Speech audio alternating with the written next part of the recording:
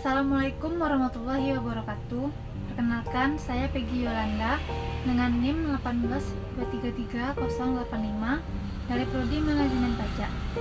Pada video kali ini saya akan menjelaskan materi tentang etika profesional. Etika profesional dikeluarkan oleh profesi untuk mengatur perilaku anggotanya dalam menjalankan praktek profesinya bagi masyarakat. Yang pertama adalah etika profesi. Etika profesi memiliki pengertian sebagai suatu sikap hidup yang bertujuan dapat memberikan suatu pelayanan yang bersifat profesional terhadap masyarakat. Hal ini bisa dilakukan dengan adanya keahlian atau keterampilan atau bahkan pengetahuan yang dimiliki oleh seseorang sehingga orang tersebut dapat memberikan pelayanan kepada masyarakat. Manfaat dari etika profesi ini yang pertama, meningkatkan tanggung jawab.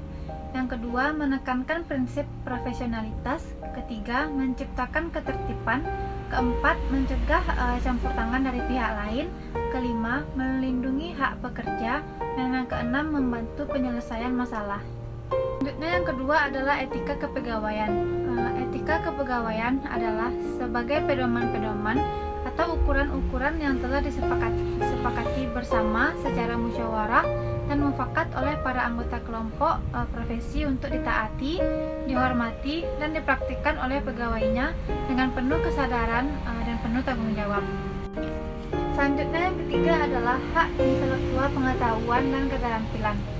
Hak kekayaan intelektual adalah hak eksklusif yang diberikan suatu hukum atau peraturan kepada seseorang atau sekelompok orang atas karya ciptanya.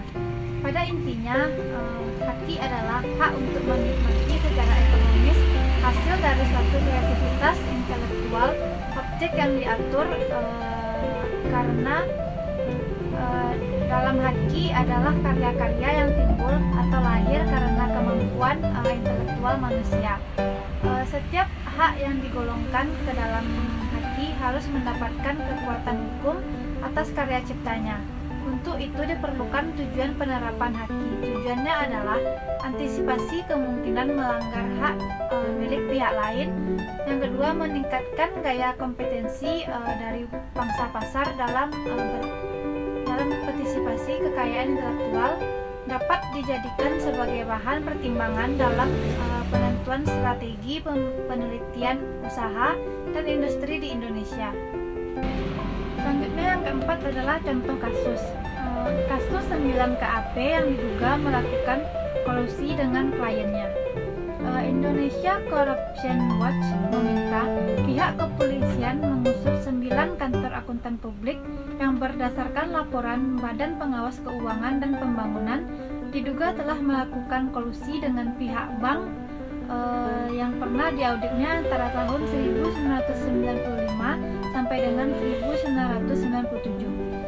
Koordinator ICW Teten Mas Duki kepada wartawan di Jakarta mengungkapkan berdasarkan temuan BPKP 9 dari 10 KAP yang melakukan audit terhadap sekitar 36 bank bermasalah ternyata tidak melakukan pemeriksaan sesuai dengan standar audit. Hasil audit tersebut ternyata tidak sesuai dengan kenyataannya sehingga akibatnya mayoritas bank-bank yang diaudit tersebut usahanya oleh pemerintah sekitar tahun 1999. Dengan kata lain, ke-9 KAP itu telah menyalahi etika profesi.